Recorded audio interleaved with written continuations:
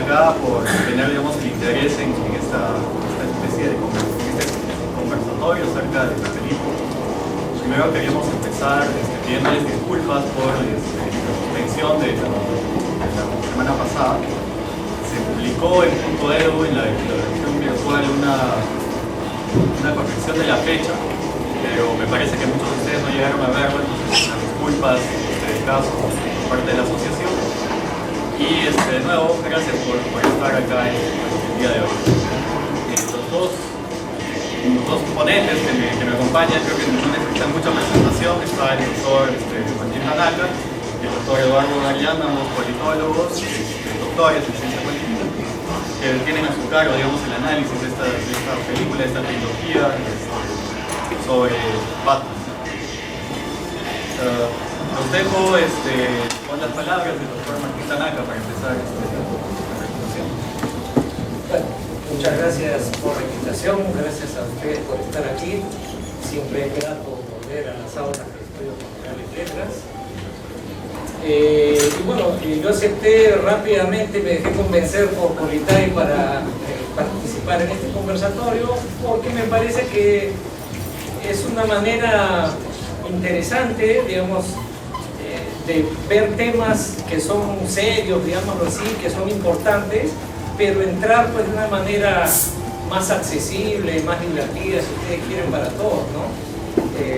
Entonces esto es en parte un ejercicio, ¿no es cierto?, de casi digamos, poco más que una conversación de café que puede tener después de salir y ver la película última.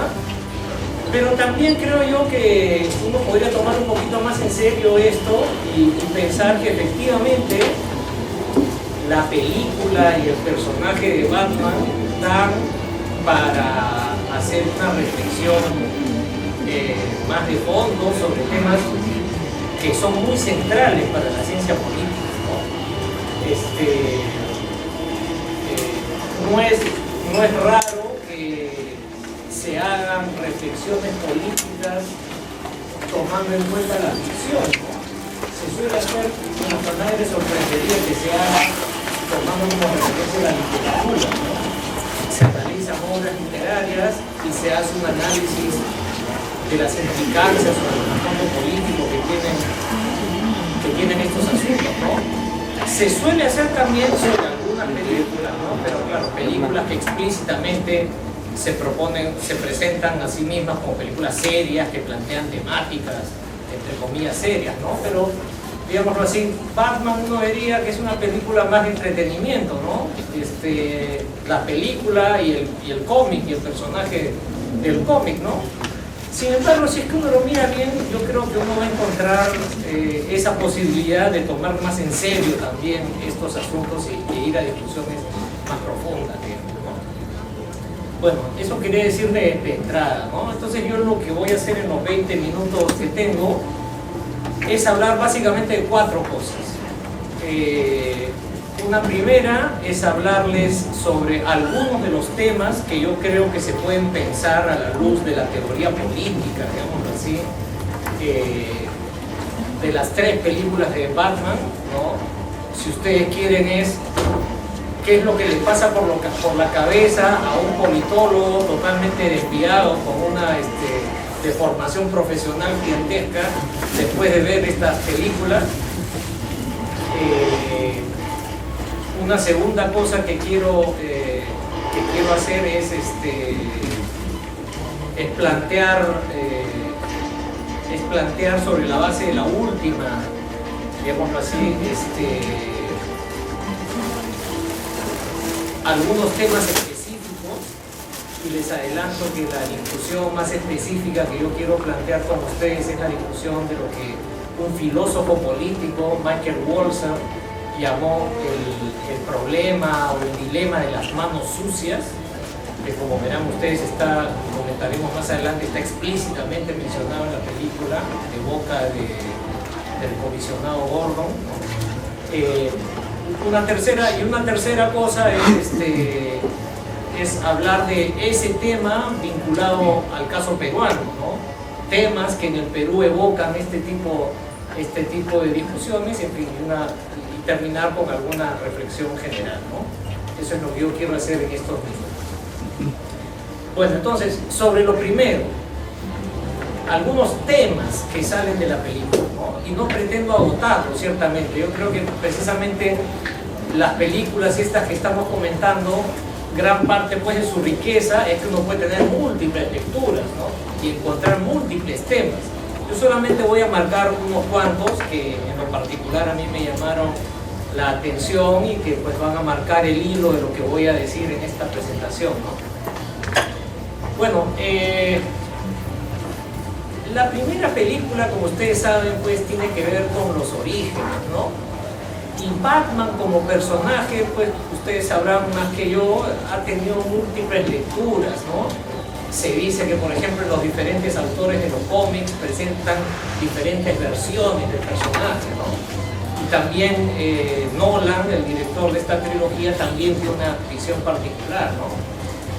Pero en fin, en general yo diría que la primera película plantea un gran tema, ¿no? Y es el tema de que está pues en el corazón del personaje, ¿no? Y es el tema de la incapacidad o debilidad que tienen los mecanismos institucionales para hacer justicia y para asegurar, digámoslo así, pues la cohesión y el funcionamiento de la comunidad política, ¿no? Es decir, Ciudad Gótica es una comunidad política dividida, desesperanzada, corrupta, ¿no? Donde no es posible hacer justicia, donde la seguridad, donde la justicia, la policía no funcionan por los altos niveles de corrupción que existen, ¿no? Y por lo tanto se plantea esta disyuntiva, ¿no? De si es que no se puede asegurar el orden político y la justicia y la seguridad, que son digámoslo así, también los bienes más preciados de una comunidad política. Una nota de pie de página: los que saben algo de filosofía política a estas alturas verán que Thomas Hobbes es un filósofo político que escribió mucho sobre este tema, ¿no? Lo que mantiene unida, digamos, la comunidad política, el cemento, digámoslo así, que une la sociedad, es la búsqueda de orden, ¿no? La búsqueda de orden, la búsqueda de seguridad. Entonces hay como una temática muy hobbesiana, digámoslo así, en la visión de la comunidad política en esta película, y el orden institucional no es capaz de garantizar ese orden y esa demanda de seguridad, ¿no? Y de nuclear y de cohesionar la sociedad. Entonces aparece un personaje ¿no? que ha sido pues víctima también de la inseguridad, de la ineficiencia de las instituciones, que se propone, digámoslo así, remediar esa situación, ¿no? Y entonces se propone un poco hacer justicia por sus propias manos, desafía el orden legal y busca una solución extralegal a las demandas del orden político, ¿no? Pero al mismo tiempo, este personaje pues no es el vigilante típico que simplemente sale a matar delincuentes, ¿no es cierto? Sino que este personaje, ¿cómo decirlo?, vive esa disyuntiva o esa ambigüedad, ¿no? Se da cuenta de que los medios institucionales no funcionan, pero al mismo tiempo se da cuenta que él no puede hacer justicia de cualquier manera, ¿no? No sería lícito, no sería válido en nombre de la justicia salir a matar, digamos así. Entonces es un personaje que decide un poco hacer justicia por sus propias manos, pero tiene un código de ética que él se autoimpone, ¿no? No usar armas de fuego, no matar, es parte de ese código, ¿no es cierto? Y al mismo tiempo llega a tener una suerte de relación ambigua con la autoridad pública y con la autoridad institucional.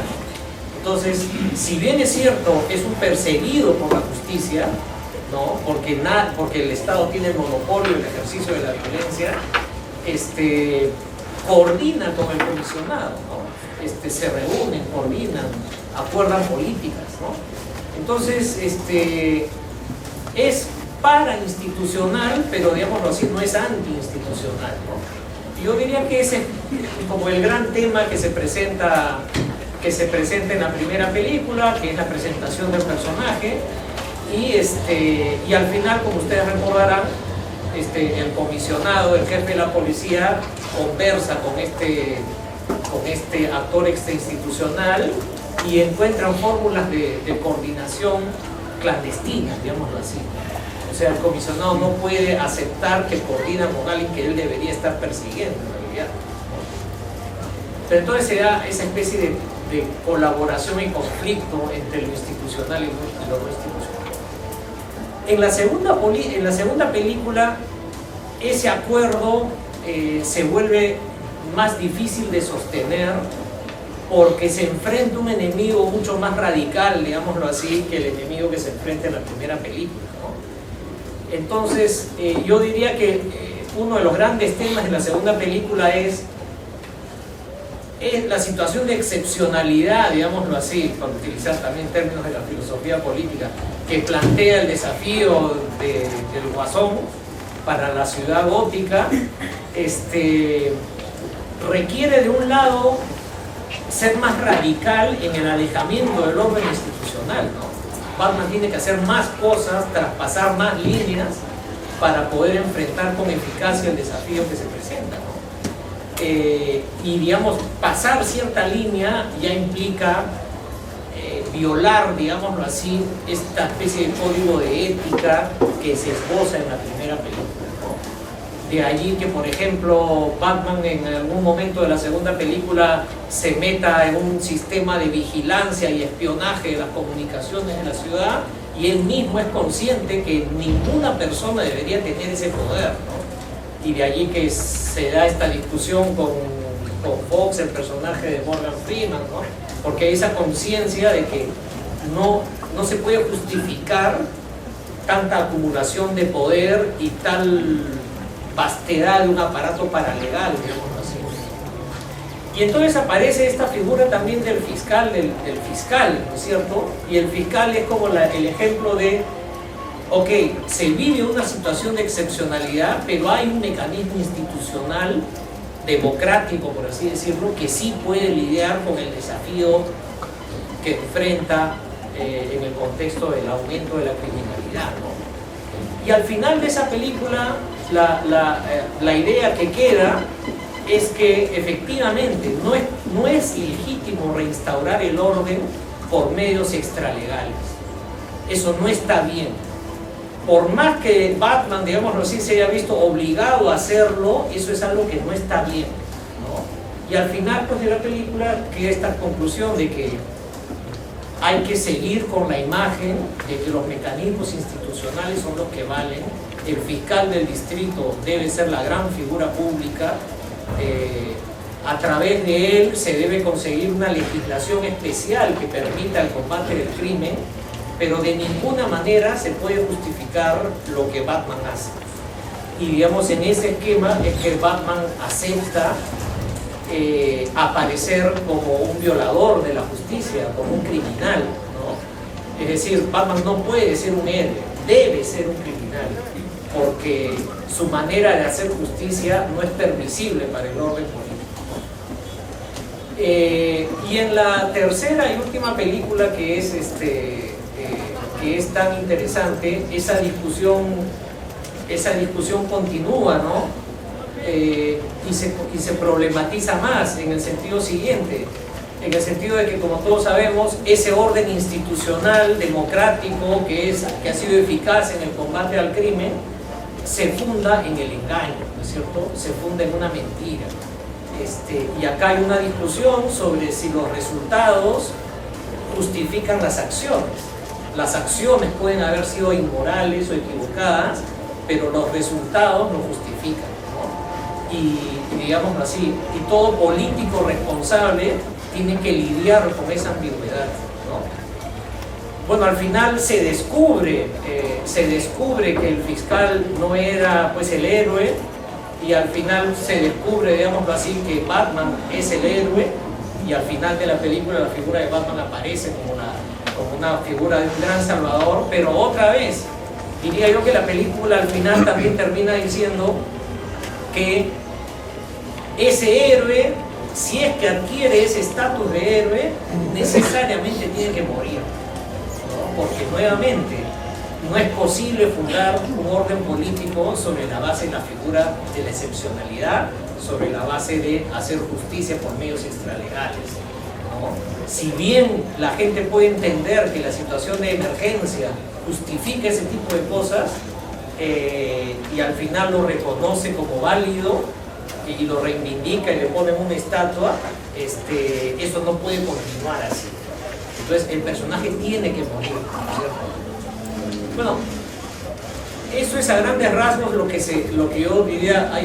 Uno puede hacer esa lectura de la película, y a lo largo de esa lectura ya he ido señalando algunos temas que me han parecido muy importantes, ¿no? Ahora, ya yendo a la parte más pesada, digamos, del asunto, si ustedes quieren leer, digamos, a la luz de esto que acabo de, digamos, quieren leer a la luz de la teoría política, lo que acabamos de comentar, la lectura que acabo de proponerles, yo les sugiero que ustedes vayan a la biblioteca o se metan a los buscadores de textos en internet y busquen este famoso texto de los años 70 de Michael Walzer, que se llama algo así como El problema de las manos sucias.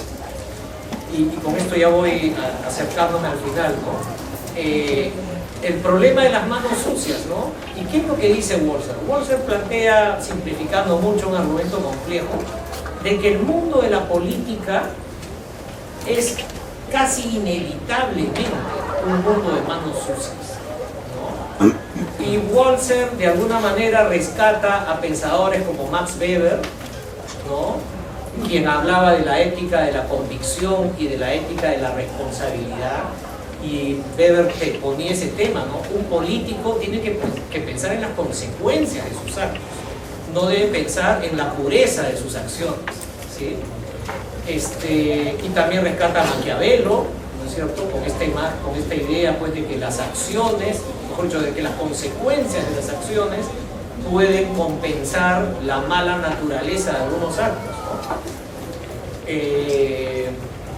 Y pone varios ejemplos, ¿no? Walzer, ¿no? El ejemplo que él pone, que también es muy parecido a cosas que se ven en la película.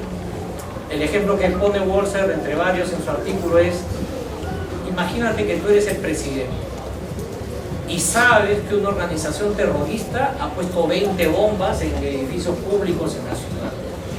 Y tú sabes que esas bombas van a explotar en unas 3-4 horas y van a morir cientos y miles de personas. Y la policía ha capturado a un miembro de este grupo terrorista. Y la pregunta es: ¿tú autorizarías que torturen a esta persona para sacar la información que permita saber dónde están esas bombas y desactivarlas? Entonces, ese es el dilema, digamos, que plantea Walzer de las manos sucias. Porque de un lado él dice, tú puedes decir, no, yo estoy en contra de la tortura, eso no se hace, y quedas bien con tu conciencia, entre comillas, y las bombas explotan y mueren cientos de personas, y entonces tendrás que enfrentar a los familiares de las víctimas que te dirán, oye, tú pudiste haber hecho algo para salvar a las personas y no lo hiciste, por tus estúpidos escrúpulos morales, ¿no? Por quedar bien con tu conciencia.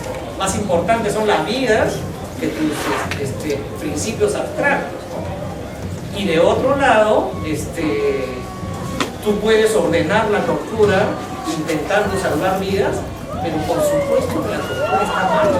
Eso es algo que no se debe hacer, ¿no? Y es una abominación, es una práctica abominable. Entonces, a eso se refiere Walzer cuando habla de un dilema. Cualquier cosa que haga va a estar mal, digamos así, ¿no? No hay manera de decir que hay una situación, como decirlo, correcta de decidir allí, ¿no?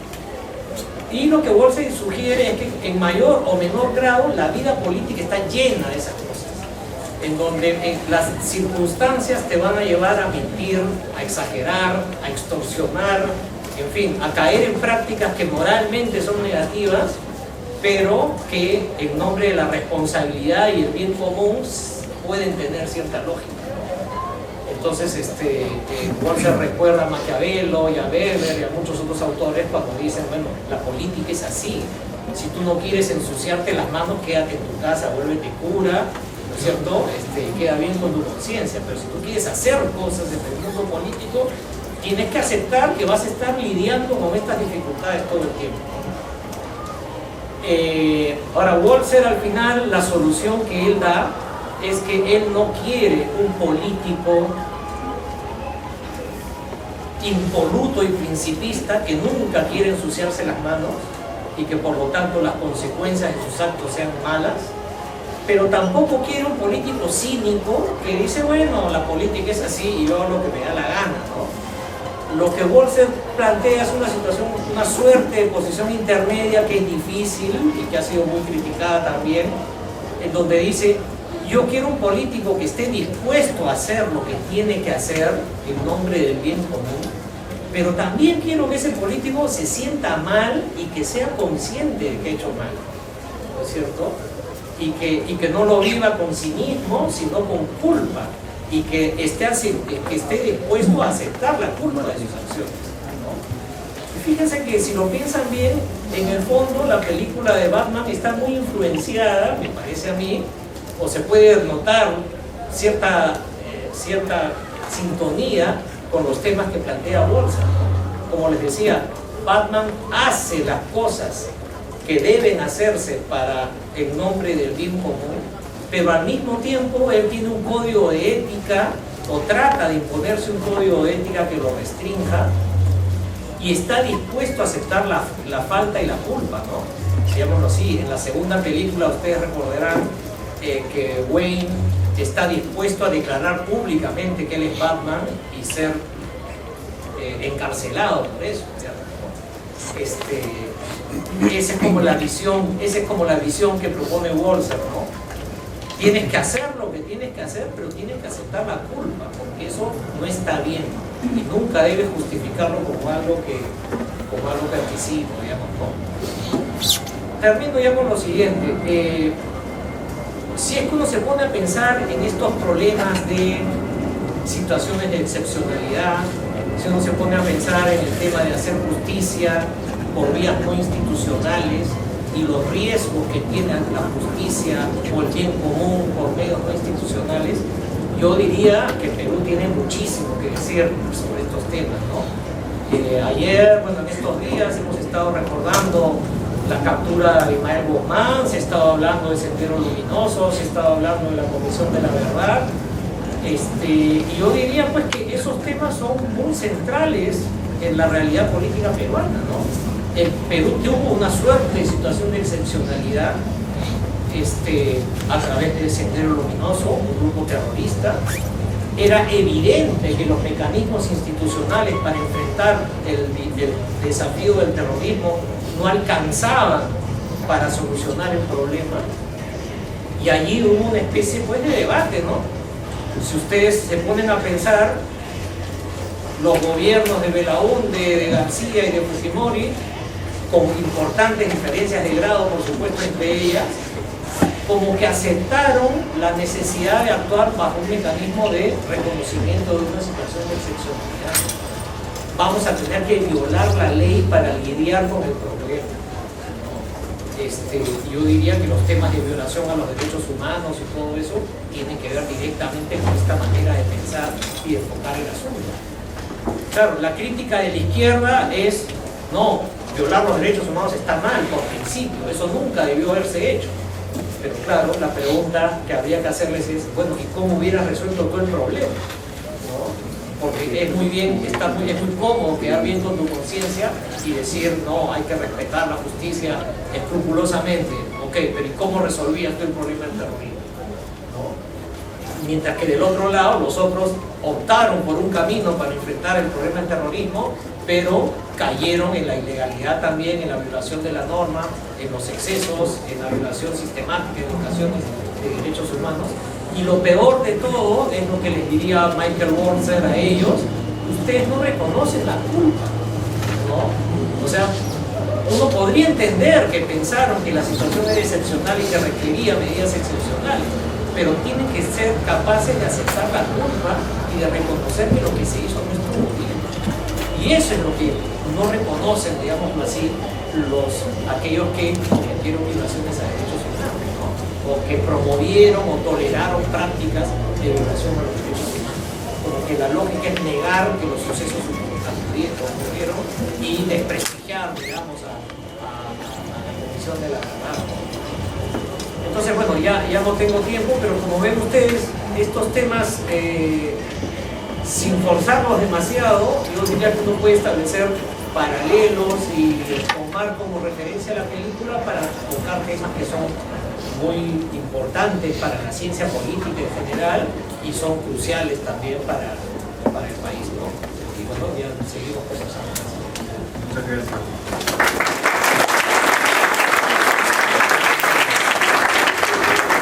Ahora le cedemos la palabra al doctor Eduardo Bayona.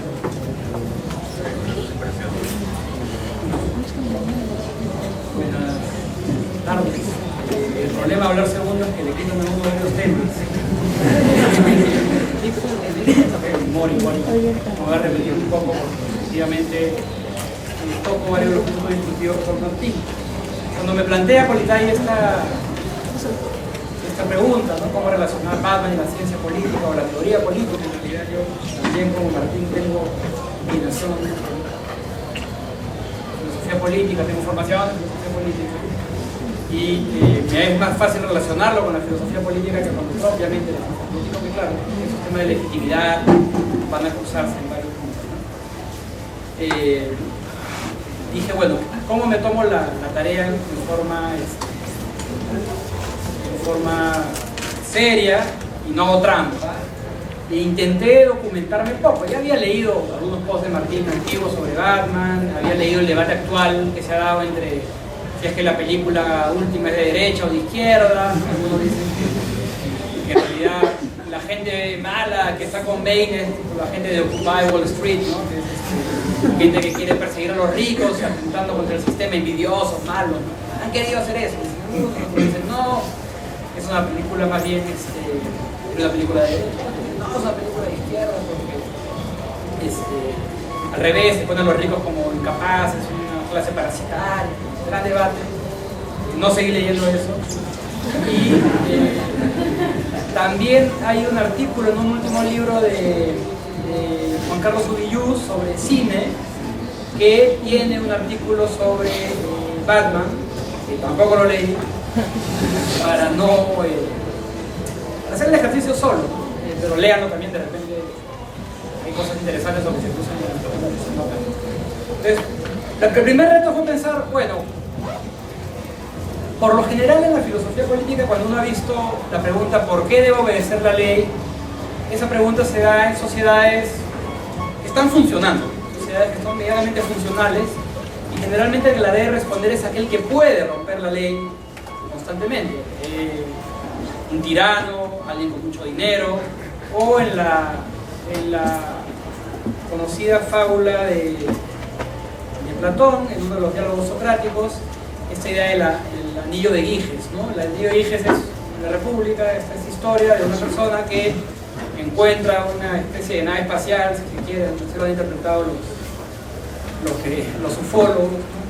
Una suerte de carroza extraña en la cual hay una persona muerta que tiene un anillo, y este pastor sin educación, que no es parte de la aristocracia, descubre que poniéndose el anillo se puede convertir en invisible.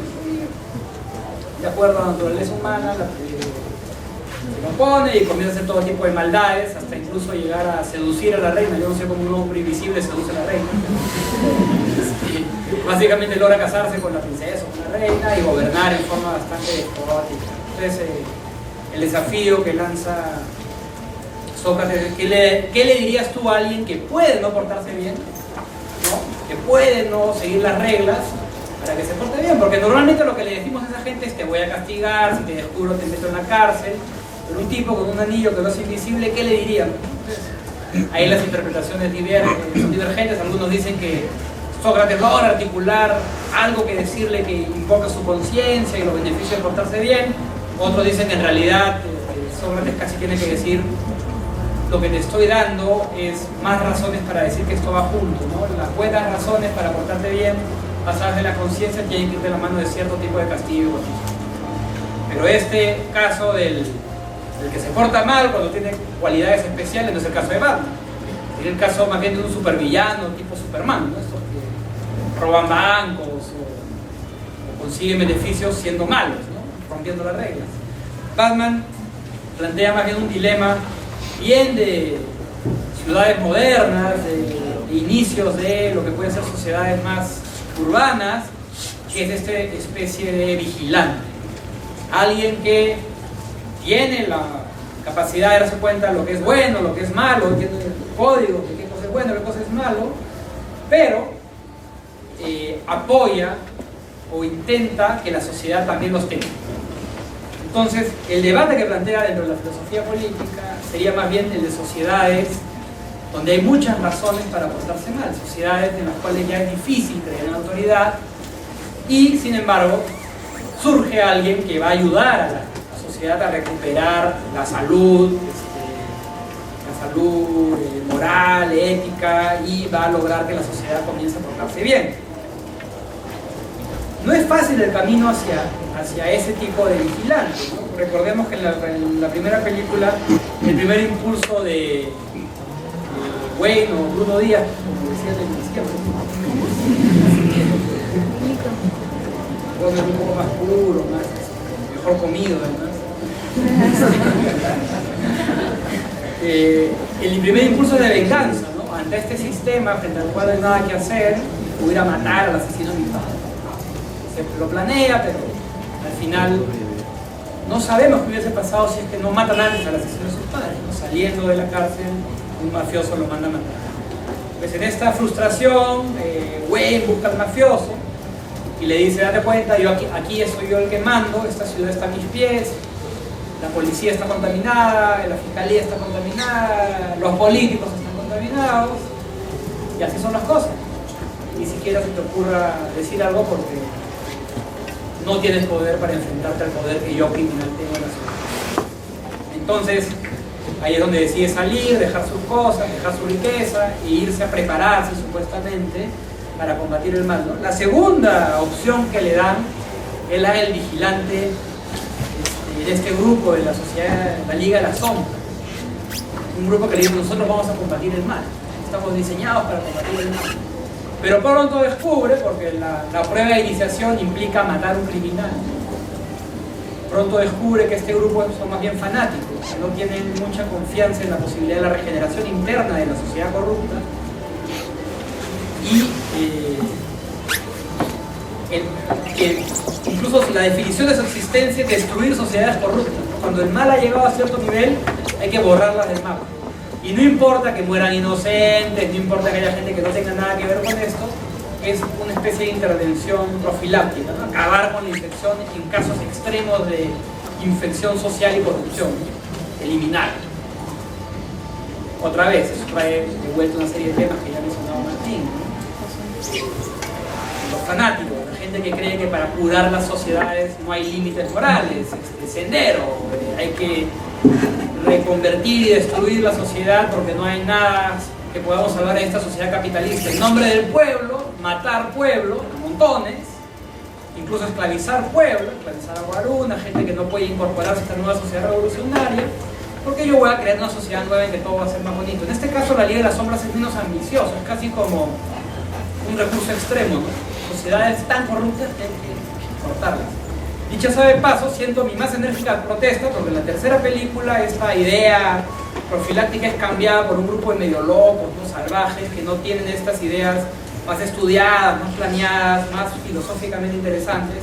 Me parece que la Liga de las Sombras de Bane y la hija del líder, ¿cómo? La Liga, ¿cómo se llama el líder? Es un poco más simplón, ¿no? Digamos, un afán de venganza, de medio salvaje, en este estudio más político de intervención profiláctica en determinados momentos que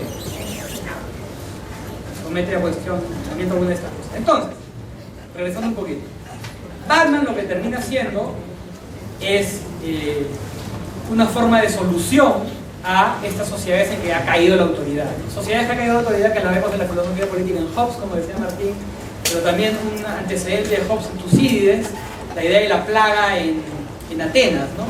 Atenas, la sociedad más virtuosa, donde hay más participación, donde hay grandes políticos, grandes hombres, supuestamente libres de muchas supersticiones.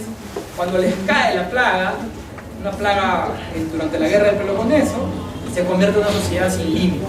Se roba de todos los caballeros, supuestamente virtuosos, roban de los bolsillos de los muertos, no se reconoce ningún límite, se pierde el respeto a todos los símbolos de la sociedad. Ese es un tema constante, ¿no? De decir, en algunos momentos se ha perdido cualquier posibilidad de rescatar espacios sanos. Y Batman dice, yo voy a hacer una solución a estos problemas, pero tras mi proceso de comprender que estos fanáticos tampoco son una solución adecuada, sujeto a límites morales, límites éticos. Voy a reconocer la excepción. Yo soy la excepción, yo soy Batman. Yo no soy Batman, él es Batman. Pero voy a reconocer que necesito ser una ayuda, pero sujeto al límite. Es un vigilante medio light.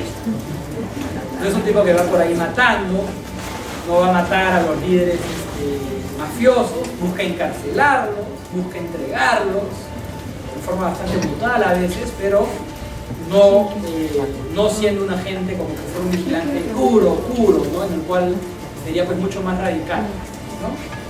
El tema del vigilante, además como ustedes saben, está en la filosofía, está en las películas. Harry el Sucio, los que la han visto, la película de los 70, la escena famosa en la cual Harry atrapa al asesino Scorpio, y hay una víctima atrapada. Harry decide torturarlo en el estadio de fútbol para obtener la información de dónde está la víctima. Le da la información, pero luego la víctima ya había muerto, pero consigue la información en base a tortura. Curiosamente, esa película generó tanta polémica que la segunda de Harry el Sucio, un bodrio, porque es malísima, juega con vigilantes de verdad, no aquellos que usan la excepción de Harry, ¿no? De Clint Eastwood, en momentos clave, extremos, ¿no? Como de la tortura, quien tenía que capturar a la hija de él, la hija de un personaje importante, sino más bien era ya un grupo creado para matar criminales. Y Harry se enfrenta a ellos como una forma de rescatar y decir, no, Harry no está malo, pues, y malogran un poco el personaje. Regresando a Batman. Entonces, en realidad el dilema, creo yo, de Manos Sucias, más que de Batman, que ya en ese momento ha roto las reglas de la sociedad, se da, creo yo, más por el lado de el comisionado Gordon y en cierta forma el fiscal, ¿no? Ellos aceptan la ayudita o la ayuda de Batman para que esta sociedad recupere el fiscal con algunos matices, pero para que recupere recupere su carácter de sociedad funcional. Batman tiene el apoyo para sus límites morales, digamos, están en Alfred, ¿no? Que le recuerda constantemente: cuidado, no te emociones, no te has puesto la máscara solamente por ponerte la máscara, mira, acá se han matado un montón de gente, ¿no? Sino también por el lado de Fox, ¿no? Que le dice constantemente: cuidado, cuáles son los límites de esto. Ambos aceptan que era necesario algo así, pero me parece que la parte donde es tal vez más interesante los dilemas morales son del lado de las autoridades, aquellas autoridades que determinan que es necesaria una ayuda extra, pero que no estarían dispuestos a pactar con una ayuda que rompa ciertas reglas, pero entienden que Batman es una excepción permisiva, consideran que es adecuada. Lo interesante, regresando un poco también a lo que ya dijo Martín, es que el éxito de Batman es un fracaso. Mientras mejor le va a la sociedad, mientras más se puede llegar a controlar estos problemas, Batman comienza a ser más consciente que ya sus justificaciones secundarias. Probablemente él podría seguir ayudando a la justicia, pero se da cuenta que su sola existencia le quita legitimidad a esa justicia, porque lo ideal es que el Estado de Derecho y las reglas sean las que imperen. Y bueno, vemos todo el dilema que también se da, como mencionaba Martín en la última película. Finalmente Batman puede volver, es el retorno de la excepcionalidad, pero ante una situación de excepcionalidad total, pues ya habían tomado toda la ciudad, ya no había policías, estaban atrapados, no había ningún orden posible, pero luego también vuelve a retirarse. Y como en los viejos westerns, en que el héroe llegaba, resolvía la situación en una tierra agreste, problemática, sin ley, se iba dejando ya un orden y entendía que él tenía que irse, ¿no? Generalmente cabalgando hacia el horizonte, en este caso se cae en el mar. Pero además hay una cosa que circula menos con la ciencia política, pero también el ser humano, ¿no? A veces el ser humano también en un momento tiene que también darle un espacio a su propia vida, a decir, bueno, me quiero casar con Capullo, hacer una vida bonita, puedo dejar esta misión y dejar que la sociedad, hay recursos en la sociedad que la hacen menos mala. Hay también en las películas una mirada de la naturaleza del hombre que es rescatable, ¿no? No apretan el botón de los barcos, ¿no? Eso no me la creo yo, ¿no? Pero bueno. En algún momento deciden no apretar el botón y salvarse mutuamente, ¿no? Hay también una suerte de, hay algo que rescatar, que también es importante. Quería terminar con el tema también del desafío lanzado por el tema de manos sucias, que Michael Walzer discutió más de una vez, que podemos pensar, que podemos en diferentes momentos, que es el desafío grande que plantea la película, ¿no? Vemos varios ejemplos de cómo, digamos, si se hace un juicio de cómo no se resuelve el problema de las manos sucias. Por un lado está Maquiavelo, por un lado está la Liga de las Sombras, está quien dice que acepta sin problema que hay que romper reglas morales para hacer bienes superiores para la sociedad. El problema con eso, bueno, los problemas con eso son varios, ¿no? A Maquiavelo se le ha dicho, mira, no seas vivo, Maquiavelo, tú dices, hay que usar, el príncipe tiene que hacer cosas buenas para la sociedad, pero en el fondo está justificando acciones que benefician al príncipe, no a la sociedad. Entonces, el primer problema de aceptar unas manos bien sucias, o sea, algo como decir, no, así son las cosas en política, así se tienen que hacer, es que generalmente vamos a ver cómo las personas van a instrumentalizar todo esto para buscar su beneficio, ¿no? En el tema de la lucha contra el terrorismo, que discutimos hace un momento, probablemente no sea solo combatir el mal social, sino comenzar a generar grupos que apoyen mis políticas y mi control sobre la sociedad. Típico caso, el grupo Colina no solo se crea para matar senderistas, sino también para matar a los campesinos del Santa, para controlar a los sindicalistas, excede lo que digamos, el propósito supuestamente favorable para la sociedad. Entonces, primera crítica que se hace es, ojo, estas versiones directas de las manos limpias, es decir, no, hay casos en que hay que romperlas, inmediatamente los casos comienzan a crecer, comienzan a justificar de todo, y se rompe esta idea de un caso excepcional en nombre del bien común por todo tipo de casos, ¿no? El otro extremo es el que dice, no, el político nunca debe hacer esto, kantiano, duro, pero Kant hace trampa. No solo algún filósofo puede ser que es exagerado, pero si uno lee los escritos políticos de Kant, la promesa de portarse bien de muchos gobernantes es una sociedad futura donde las cosas van a ir mejor. Hay la creencia de que portarse bien, a pesar de que pueden haber costos en el corto plazo, genera sociedades que producen un mayor desarrollo, un mayor progreso, algo así como también John Stuart Mill en la defensa del principio de la libertad. Deja que haya gente loca aprovechando su libertad para hacer tonterías, porque en el futuro va a haber una sociedad más desarrollada, con mayor riqueza, con mayor bienestar, ¿no? Entonces son los dos extremos, creo. Lo que ofrece Batman o la película, yo lo veo más cercano a Walzer, como decía Martín, pero también un libro muy bonito que si no lo han leído, lo recomiendo, que es La educación de Ciro.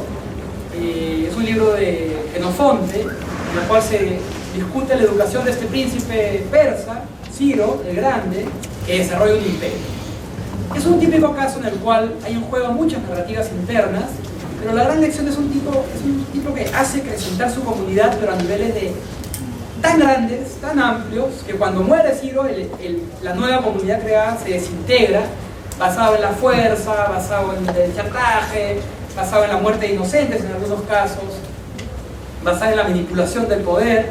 El príncipe virtuoso que se nos presenta en el libro termina con un imperio bastante poco virtuoso y problemático. Pero hay un personaje que es, creo yo, el Walzer de las manos limpias, que es el papá de Ciro, que sería en cierta forma el comisionado Gordon, este tipo de autoridad, que dice, tú tienes que educar a la gente para que reconozca límites constantes. constantes. Porque si educas a la gente para que los límites se rompan, lo que vas a tener son sociedades en las cuales esos límites se van a romper todo el tiempo. Y va a ser solamente una sociedad de cínicos, donde la gente que le encanta hablar del poder, de la excepción, de la necesidad de romper las reglas, generalmente lo que son es personajes hambrientos de poder que van a buscar justificar constantemente sus malos actos en beneficio propio. El papá de Ciro dice, el rey,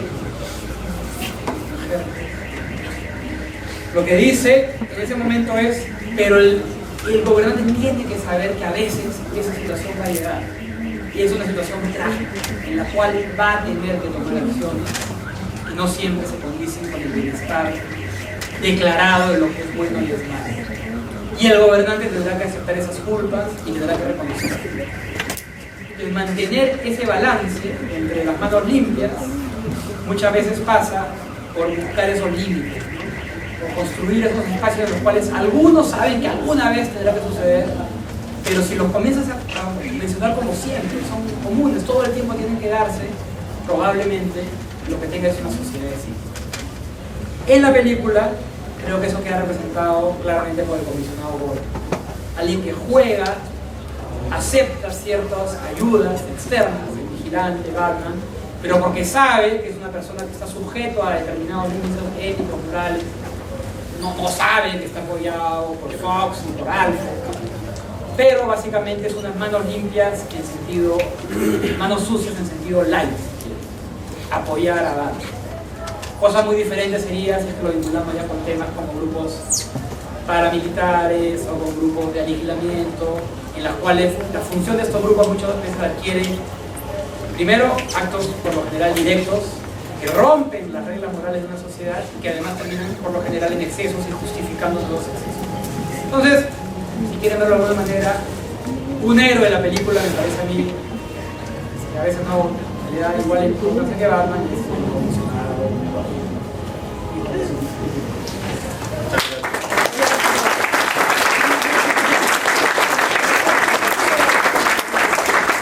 Como hemos visto, esta película tiene un montón de elementos que pueden ser analizados desde la teoría política, desde la ciencia política, como hemos visto al inicio de la presentación del Dr. Tanaka, y también desde la teoría política, desde la filosofía política. A mí se me ha pedido que haga una especie de balance, pero creo que las ideas que han presentado son demasiado claras como para hacerlo. Yo quisiera llamar más bien la atención sobre un par de cosas. La primera es que se asume que en las ciencias sociales, en la academia, más dura, digamos, es imposible hacer aproximaciones al arte, al cine, a la literatura, a las industrias culturales, etc. Me parece que lo que han demostrado hoy día es, digamos, que estas afirmaciones no son muy ciertas, ¿no? Hay ciertas aproximaciones que se pueden hacer a la política, a la realidad política, muy importantes desde elementos de la ficción, que en realidad son, digamos, más reales de lo que parecen.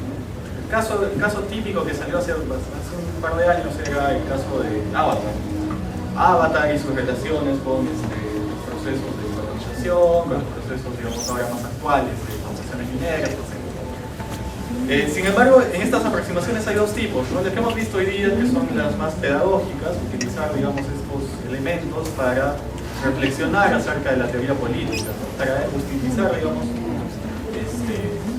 este atractivo que tienen las películas para empezar a reflexionar temas más cotidianos, ¿no? Y temas cotidianos enmarcados además en una reflexión mucho más amplia, mucho más ambiciosa de la teoría política.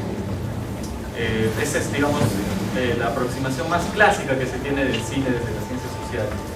Pero también hay otra aproximación, como ha mencionado Eduardo, que probablemente encontrarán en libros como los que produce la Red para el Desarrollo de las Ciencias Sociales en el Perú, como el libro editado por Uyus, en los cuales lo que se busca más bien es hacer análisis discursivo, ver cómo el cine como industria cultural hace aproximaciones, digamos, hacia reproducciones socialmente compartidas para entender cuáles son, digamos, los discursos, las ideologías. Y toman muchos elementos de la teoría marxista crítica, digamos, ¿no? Como la hegemonía, ideas sobre la ideología y cómo esto se convierte, digamos, en temas cotidianos para la configuración de la sociedad. Hoy día lo que hemos visto ha sido más la primera parte, digamos, esta parte mucho más de aprovechamiento de este recurso, digamos, interesante y a veces visto como ajeno y lejano, para reflexionar sobre cosas que están más cerca. Y creo que por eso es importante este tipo de aproximaciones. Ahora, más bien yo quiero, o sea, lo que queremos en este evento es escuchar cuáles son sus preguntas, sus inquietudes, y escuchar sus participaciones. O sea, cómo hacemos la dinámica, levantan la mano. ¿Alguien tiene alguna pregunta, algún comentario? Bueno, señalaban ustedes que la película no se puede definir en un esquema conceptual de ideas, consciente derecha, izquierda. A mí se me ocurre, quizás, con muchas probabilidades de encontrarme que la película es, como los psicólogos llaman un rosar. Tú ves lo que quieres ver. Si a ti te interesa la derecha, verás las virtudes de la derecha. Si te interesa ver los defectos de la derecha, verás los defectos de la derecha. Básicamente ese comentario.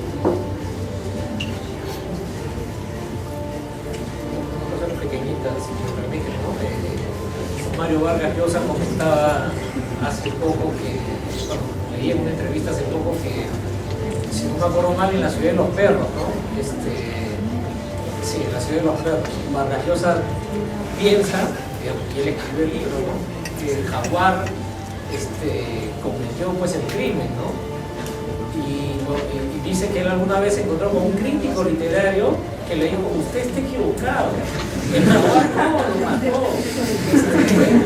no lo mató al poeta, le dice. O sea, lea bien su libro, perdón, no mató al esclavo, lea bien su libro. Usted no ha entendido nada de lo que ha hecho. Vargas dice que se quedó pues pensando, pero al final como que le dio la razón al crítico, en el sentido de que el texto está ahí y cada uno lo puede interpretar como quiera, digamos, ¿no? Entonces, y aún el autor tiene la versión oficial, digamos, correcta de cómo entender lo que está escrito allí. Entonces, efectivamente hay muchas lecturas posibles. Una pregunta para cada uno de nosotros. Primera vez por su y me preguntaba cómo es que los directores de la película, dando como compositor de la obra, podrían ver que en sociedades funcionales como que en sociedades funcionales, donde los poderosos son los que pueden quebrar la ley, es justamente estas sociedades en la cual se refleja, es justamente Ciudad Gótica, la cual se refleja como una sociedad capitalista, una sociedad con grandes infraestructuras que se puede notar claramente. Lo que a mí me hace pensar que es una crítica a sociedades como Nueva York, a sociedades grandes, a sociedades como Tokio. ¿Cómo es que en estas sociedades en donde la justicia funciona, sociedades en donde el aparato judicial se cataloga como independiente, en donde la policía tiene el monopolio y la violencia controlada? ¿Cómo es en estas sociedades funcionales justamente en las cuales se retrata en la película, en donde hay mayor tendencia a que surjan todos estos distintos problemas de corrupción?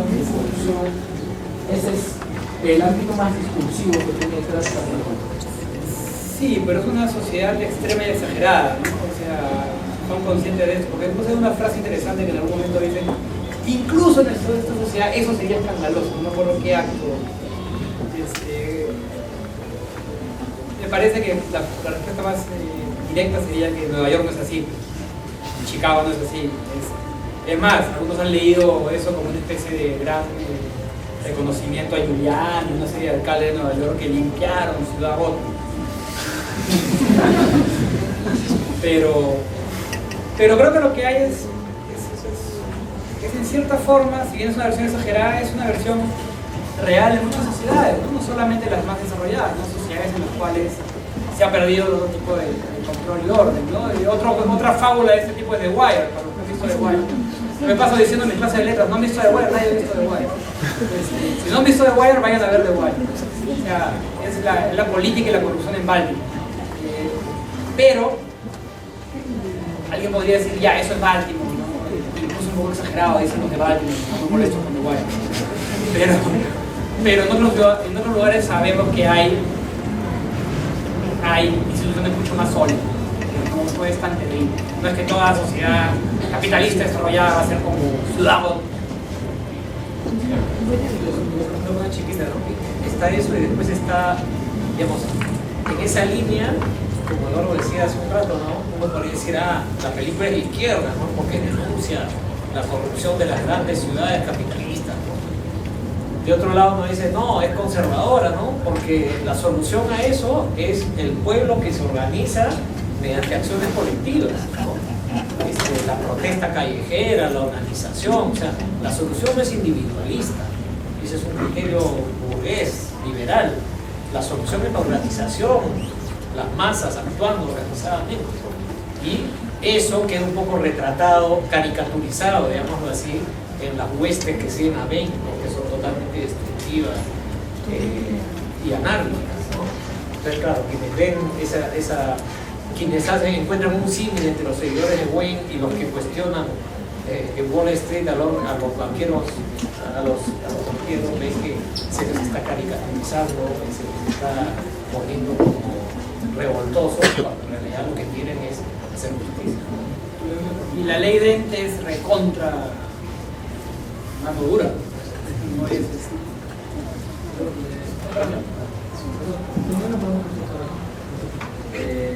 digamos que según este enfoque que plantea Walter, el cual no lo he leído, el ejemplo que usted plantea, digamos que es claro en la solución que debería tomarse, creo, porque es la tortura de un individuo para el salvamiento de muchas vidas, pero claro, en casos más difusos, por ejemplo, cuando tienes que, por ejemplo, matar a 10 personas para salvar a 12 personas, en ese caso, digamos, en el caso más extremo, en donde la solución no es tan clara, digamos, o sea, ahí la mano sociedad pensamiento es demasiado.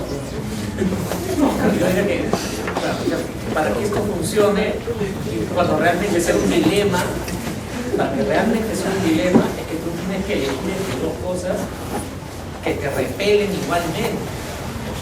Eso es, que hay otras situaciones donde está más claro que está bien y que está mal. Yo me acuerdo un nombre curioso que fue el ejemplo de Jim y los indios, llega Jim, que es un explorador, y hay un grupo guerrillero que ha detenido a 10 indígenas, ¿no? Y le dice, Jim, como nos has caído en gracia, nosotros íbamos a matar a los 10 indígenas, pero ahora te damos la oportunidad que tú mates a uno y los 9 restantes se salven. ¿Qué debe hacer Jim? Y bueno, el filósofo concluye que Jim debe matar a uno, ¿no? Porque dice, ahí es muy clara, es inmediata la relación entre no actuar y actuar, digamos. Cosa diferente sería un caso hipotético, ¿no? La sociedad se ve a diablo si es que no hace, es demasiado.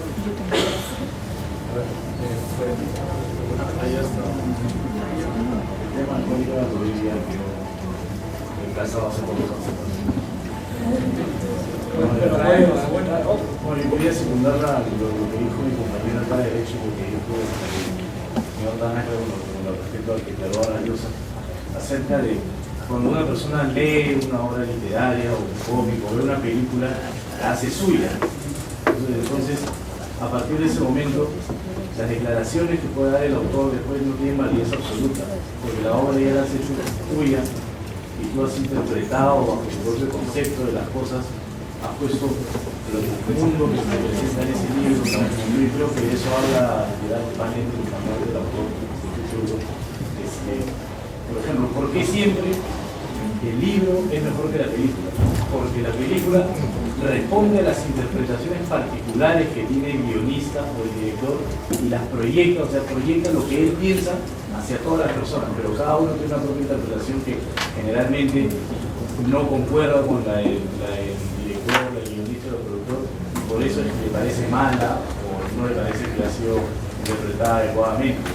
Pero eso simplemente es que no es que esté bien hecho o mal hecho, sino que responde a una propia interpretación de una persona en particular. O sea, si yo me pongo a hablar de cómo interpreto cierto libro, probablemente la mayoría aquí esté en desacuerdo de mí y diga que mi interpretación es mala. Eso es a lo que quería apuntar. Para completar la idea, no solo es el tema con, digamos, los libros y el arte en general, tenemos de nuevo traer discusión hacia la ciencia política, hacia la política en general. Digamos, hay toda esta idea bien fuerte que es que los electores o, digamos, las personas captan los mensajes que quieren captar. O sea, cuando escuchan a un político, escuchan lo que quieren escuchar. Eso también está por ahí. para Martín. Básicamente hablaste de las manos sucias y de cómo se habla de un sistema político en el cual es necesario ensuciarse las manos. Y de que para esto, no sé muy bien lo que tengo entendido, bajo lo que escuché, es que es necesario alguien que pueda actuar en la paralegalidad, siempre y cuando tengamos un chivo expiatorio que sirva como ejemplo para decir que la cosa que hizo está mal. ¿No sería hacer que un sistema político esté dependiendo de un héroe que no consideremos como tal? No, a ver, pero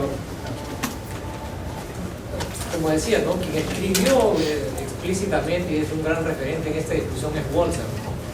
Entonces, digamos que él piensa que las circunstancias en el mundo de la política te van a llevar reiteradamente a enfrentar situaciones donde se presentan estos dilemas, que muchas veces tendrás que hacer cosas que son moralmente reprochables, pero que nunca debes perder la conciencia de que efectivamente son moralmente reprochables y debes asumir la culpa, ¿no? O sea, esta idea del chivo expiatorio tiene que ver más con la película, ¿no? Pero volviendo a Walzer, el político tiene que asumir su culpa, tiene que asumir su responsabilidad. ¿Sí? Entonces, ¿no estaríamos dependiendo como sociedad en que alguien más asuma la culpa o que alguien asuma la culpa? No, porque lo que yo te diría, creo, es que eso ya lo hacen los políticos. Lo que pasa es que muchas veces ni siquiera los piensan, lo hacen. Los políticos cínicos, digamos, que se llaman malos políticos. Claro, no estaríamos buscando buscar que el buen político sea alguien que tome la culpa de la cagada que no sea. Pero no, estamos hablando de sociedad, creo. O sea, estamos hablando de excepcionalidad en ciertos momentos. En este caso sería más que cualquier funcionario ya político que existe debería por lo menos plantearse este problema, no solamente actuar. No es necesariamente el caso de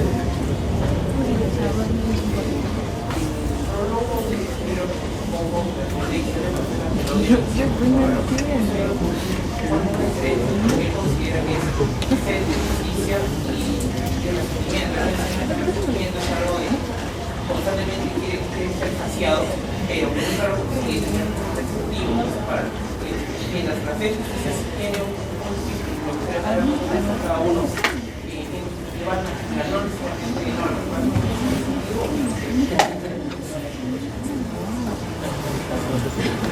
la la distinción de portacarrera es interesante porque distingue al digamos, de la persona que creo que lo importante es al momento en que ya entras con esta idea de odio, generalmente vas a pasar límites muy rápidamente y vas a justificar un montón de acciones sin ningún problema. Rápidamente puede dar un salto, el resentido puede dar un salto entre quiere una mejor sociedad y hay que matar a 50.000 campesinos. Supuestamente él distingue esa especie de justicia que va a tener límites inherentes, ¿no? Pero más que eso, yo diría, digamos, que Batman como personaje digamos, es un personaje pues atormentado, ¿no? Vive la ambigüedad moral permanentemente y por eso es que tiene un código, ¿no? Entonces yo diría que en general el planteamiento del personaje es que él está motivado por la justicia, ¿no? Y por eso es que se impone límites, ¿no? Y yo recuerdo aquí, sobre lo otro recordaría lo de Eduardo, ¿no? Cuando habla de la Liga de las Sombras, o sea, esto que Portocarrero llama resentimiento apunta a esta idea de que el diagnóstico es correcto, ¿no? La sociedad es corrupta y hay que transformarla, ¿no? El gran problema es cuáles son los medios que tú utilizas para hacerlo y en qué medida esos medios te llevan a una transgresión aún mayor que la que quieres, ¿no? Que genera problemas aún mayores que tú quieres solucionar, ¿no? Si para erradicar la corrupción tienes que masacrar a miles de personas, pues estás en un problema, ¿no? Hay otras maneras de hacerlo que efectivamente tienes que aceptar que existen pues límites, ¿no? Y que digamos, los medios tienen que ser afines a los objetivos que estás persiguiendo, ¿no? Yo diría que también Eduardo mencionó de pasada en algún momento a Sartre, a Camus, ¿no? Está esa discusión pues sobre las izquierdas totalitarias, ¿no es cierto?, que en nombre de la justicia imponen órdenes, digamos así, despóticos, ¿no? Y asesinan a cientos y a miles de personas, ¿no? En la China comunista, en la Unión Soviética, ¿no? En nombre de la justicia, ¿sí? Entonces, versus posiciones como la de Camus, ¿no es cierto?, que decía que no, esos extremos en donde ya pierdes totalmente la brújula moral son repudiables, ¿no? Y ese es un poco pues, la discusión sobre el sendero luminoso. Ellos quieren una sociedad justa que construida sobre la base del asesinato, del crimen, ¿no? Y con un truco argumentativo que es bien bravo, ¿no? Que generalmente dicen, miren cómo la sociedad actual es corrupta, pero eso no te lleva, no te ofrece ninguna evidencia de que su sociedad no lo va a hacer, solamente dicen que es una promesa. Pero siempre la usan esa, ¿no? Lo que está haciendo es criminal, más criminal es seguir como está ahora. Hay pobreza, hay exclusión. Pero tampoco en ningún momento te hablan de cómo su sociedad va a superar la pobreza, la exclusión.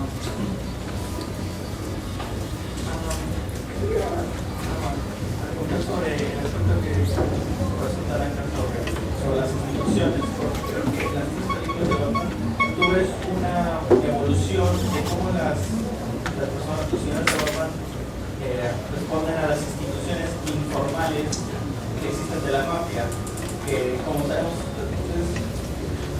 instituciones informales tienen que compensar o reemplazar las instituciones formales del Estado.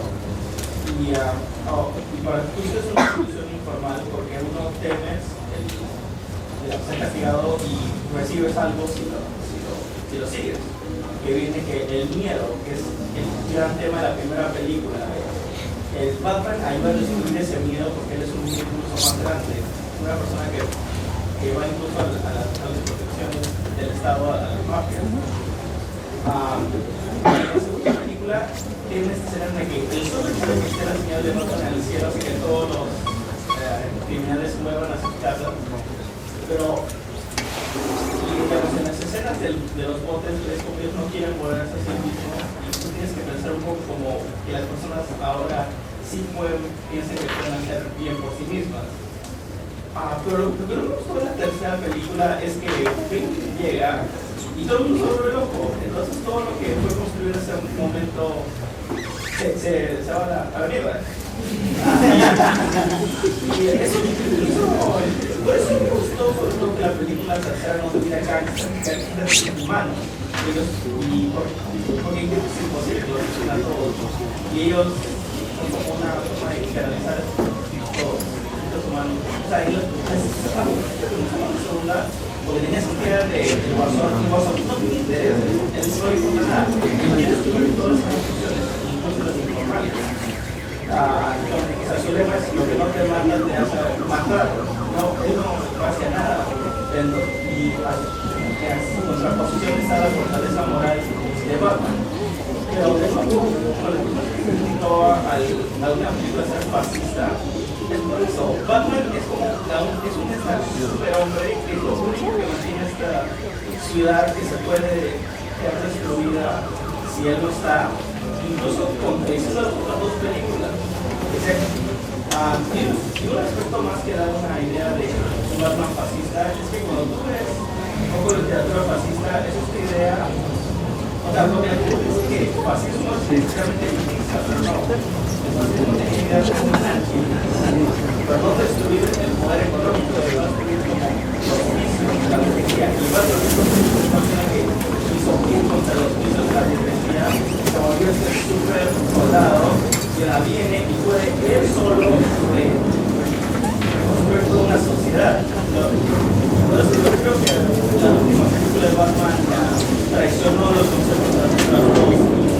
Ya, se pueden tener problemas de cómo piensas una sociedad en la guerra.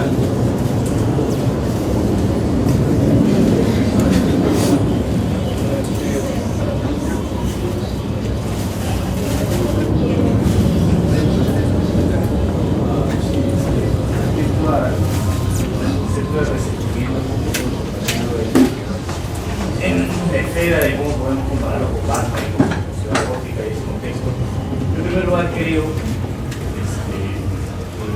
hay que partir, para poder comparar el concepto de resentimiento de Batman, hay que partir de un hecho. Por lo menos para mí, mi opinión, la manera en que he adoptado las obras, para mí, Bruce Wayne no es quien se pone la máscara de Batman. Batman es quien se pone la máscara de Bruce Wayne. Porque para mí, Bruce Wayne es la persona que sabe desde el principio de la serie, es un tipo parcho, áspero, ¿no? Un tipo parcho, áspero, ermitaño, que no le gusta el contacto con las personas, es contestón, serio. En cambio, para poder disimular y hacer una contraparte del superhéroe, que es quien en verdad muestra su personalidad, elige esta figura falsa del multimillonario glamoroso, mujeriego y que despilfarra su dinero. Entonces, esta personalidad de Bruce Wayne creo que se da a partir de la impotencia que siente él de no haber evitado el asesinato de su padre, de Thomas y Martha, en un sistema tan corrupto. Entonces, él se ve influenciado. O sea, él primero piensa que el que ha matado a su padre es un chivo, y ese a quien matan, a quien Carmen Falcone manda a matar después de la casa. Pero cuando él tiene el encuentro con Carmen Falcone, le dice: mira, compadre, él no ha matado a tus papás. Lo que los han matado ha sido el sistema. Y su familia Rachel también le dice: yo luché por haber muerto, pero hay más gente que en vista de la desesperación a la cual este sistema los empuja, se ve en la necesidad de tener que matar por un pedazo de pan, por un poco de dinero, etcétera, etcétera. Entonces él canaliza ese odio que tenía hacia este personaje de Lucy en el sistema de la mafia, también el sistema institucional y la incapacidad que tiene de poder funcionar. Es por eso que él primero viaja hacia Asia, creo que es a comprender cómo es que en estos países, digamos, tercermundistas, entre comillas, no funcionan los sistemas institucionales y decide unirse a una banda de ladrones. Y bueno, de ahí pasa lo que conoce a Ra's al Ghul, etcétera, etcétera. Pero yo creo que la idea está en que Batman no importa tanto la justicia mundial y social, lo que él busca en el fondo es una suerte de catarsis para él solo. Y Alfred en la 3 le dice: yo creo que Ciudad Gótica ya no necesita a Batman, tú eres quien necesita a Batman y estás obligándote a regresar cuando en verdad ya la gente no te necesita. Entonces creo que el Papa más en ese sentido, que lo que quiere es una relación personal consigo mismo, y a la vez se ve impotente en que, metiendo a tantos criminales mafiosos con la ley DEN, él todavía no llena sus expectativas y no se siente realizado. Entonces tiene una impotencia tremenda, lo que debe encerrarse y hacer quien es, y luego cojo y todo, salir a atrapar criminales cuando perfectamente sabe, después de que su sola presencia ha hecho que la persecución se haya venido abajo, porque todos los policías deben perseguir a Ben y sus pasos que perseguieron a él, pero él no lo quiere aceptar. Entonces él se esconde también bajo esa máscara. Respondiendo a lo que dijo mi compañero de la izquierda, yo no creo que la tercera película haya sido peor que la segunda en ese sentido. Y bueno, si tiene un par de vacíos y de falencias, yo creo que la tercera película juega con el hecho de que con un mundo trascendental, que es la llegada de Ben al estadio de fútbol, donde se presenta al mundo y se dice: miren, ustedes tienen un plazo, una fecha de vencimiento que es de acá a 5 meses, así que bueno, ahí lo dejo para que ustedes hagan lo que quieran. Yo creo que juega más con el miedo de saber de: escucha, me voy a morir en tal día, o sea, va a pasar esto. Entonces ahí es donde todos los sistemas de la sociedad se vienen abajo, digamos, es un caos ordenado, por así decirlo. El Guasón era una persona que era impredecible, poner la bomba acá dentro y no sabía qué hacer. Entonces era el miedo de que en cualquier momento, escucha, va a explotar algo. Yo me convengo que es el miedo de que estamos, ahorita en este momento no pasa nada, pero sabemos que acá 3 semanas nos vamos a morir de todas maneras. Es un concepto de todos un poco diferente y no comparten nada. Una cosa chiquita, ¿no? Que no tiene tanto que ver con los temas de la ciencia política, ¿no? Pero efectivamente hay en Pulp Fiction, ¿no? Hay un diálogo en donde el personaje Kirk Callahan habla de Superman, y él dice: fíjense que la mayoría de la mayoría de superhéroes se disfrazan de superhéroes, ¿no? Son o sea, Peter Parker se pone el disfraz pero es Peter Parker disfrazado, ¿no? Entonces él decía: que le llamaba la atención Superman, porque Superman es Superman y se disfraza de Clark Kent, ¿no? Entonces él decía que es como el único superhéroe que tiene esta lógica tan singular, ¿no? Pero pensando en lo que tú dices, creo que tienes razón. Uno diría que Batman es más complejo aún porque hay tres personajes ahí. O sea, el encapotado es uno que puede ser Wayne como cualquier otro, porque en la saga de Batman hay varios Batman, digamos así, y cumplen la misma función, pero son personas diferentes. El segundo, Wayne, el buen personaje público, es un impostor, ¿no? Y hay un tercer personaje que es el verdadero, entre comillas, que es el Bruce Wayne íntimo, digamos así, ¿no? Que es este tipo atormentado, pardo, como decías tú. Entonces, hay tres personajes en realidad en esa. Por eso se ve en el mecanismo que utiliza yo el derecho a descubrir y decir, bueno, me pareció bastante bajo, pero las cosas que dice son ciertas. O sea, yo siempre es cambio, digamos, a mí. Es un símbolo de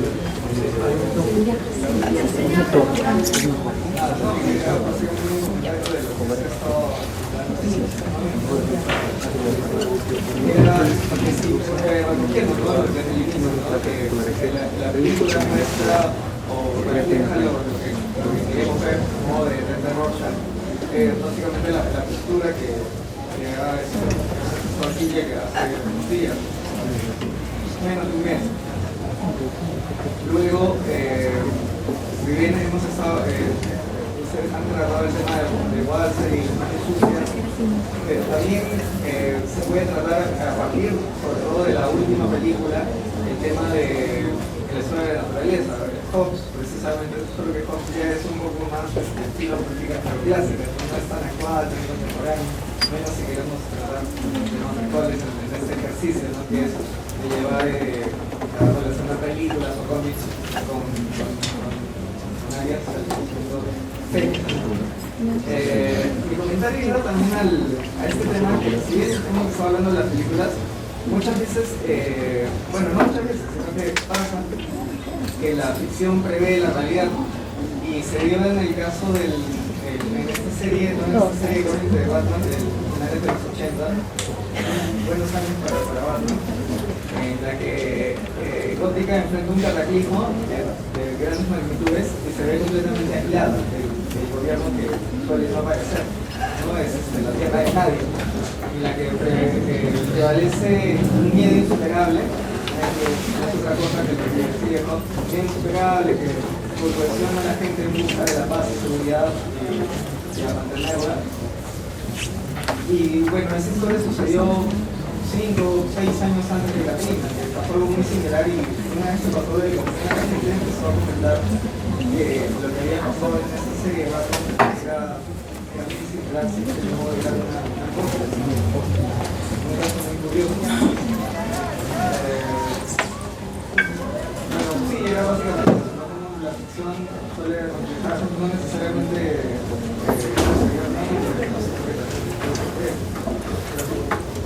hay un tema ahí como, por eso yo hacía referencia a Hobbes, a Tucídides. Hay diferentes concepciones de naturaleza humana, ¿no? Para Hobbes normalmente la caída de la autoridad va a dar lugar indefectiblemente a tipos de comportamiento bastante radicales, bastante fuertes. En Tucídides es más la caída de la autoridad, pero en situaciones extremas, como la peste. Yo creo que también lo que uno ve en la película es la posibilidad, una visión de la naturaleza humana un poco distinta, que sí ofrece, a pesar de ese estado corrupto, problemático, es más creado por poderes locales que han tomado más poder y han roto la autoridad, digamos, han corrompido, ¿no?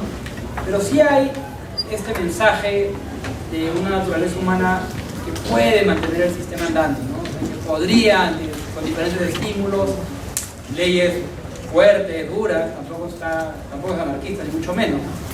Y la ley de es clarísimamente una ley dura, ¿no? Es tipo las que se implementaron en varios estados de Estados Unidos para atacar la criminalidad urbana. Pero hay la idea de que sí hay una naturaleza humana que no es esta, que está corrompida y que está condenada a portarse mal siempre, ¿no? Que necesita ser intervención. Y en eso Batman termina siendo una especie de ayudadita, ¿no? Esa mayoría inocente y que a pesar de la crisis y los problemas siguen manteniéndose. Solo digo como para decir como ideas para que se porque han salido un montón de ideas de cosas que pueden ver. La versión seria de Doctor Strangelove, una película que se llama Fail Safe, me parece, que es plantear el siguiente dilema moral. Por errores con el sistema nuclear, los rusos creen que está yendo un ataque a destruir Moscú. Perdón, a destruir varias ciudades de Rusia. No creen, se les escapa a los americanos varios bombarderos. Y el presidente de Estados Unidos intenta convencer al presidente ruso que ha sido un error. Y le dicen, nadie, mis halcones me van a creer. O sea, finalmente destruyen varios aviones, pero se escapa uno solo que va camino a Moscú. Le dice, mira, te juro que es un solo avión, te juro que va a destruir Moscú. No hay forma que me crean los rusos y manda el presidente de Estados Unidos, una película malísima, pero manda a bombardear Nueva York. Y le dice, fíjate lo que va a pasar en Nueva York. Y ¡pum! Bombardea Nueva York. Ese es mi compromiso creíble de que esto ha sido un error. Entonces, el premier ruso acepta y destruye a Moscú y no se da una guerra mundial. Obviamente la película bien hollywoodesca pone a la esposa del presidente en Nueva York, también con el hijo. Pero básicamente lo que hay es, una vez más, la del piloto, el piloto que tira la bomba. Una vez más es esta imagen de acciones abominables, pero que tienen un bien. Y la encuentran en varias obras.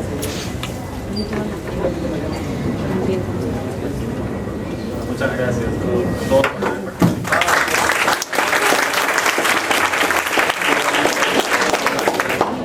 Para que una pequeña introducción.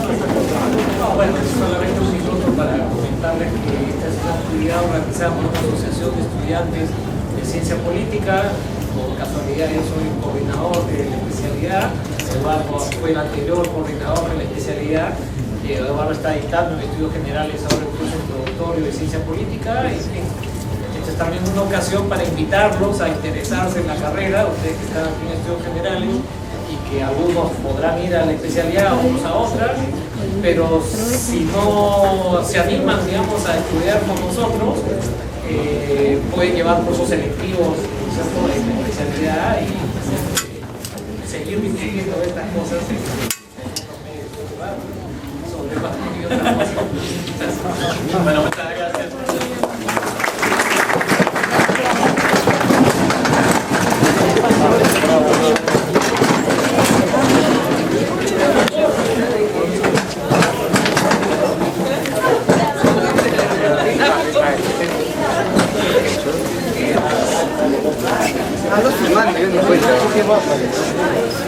No se apaga.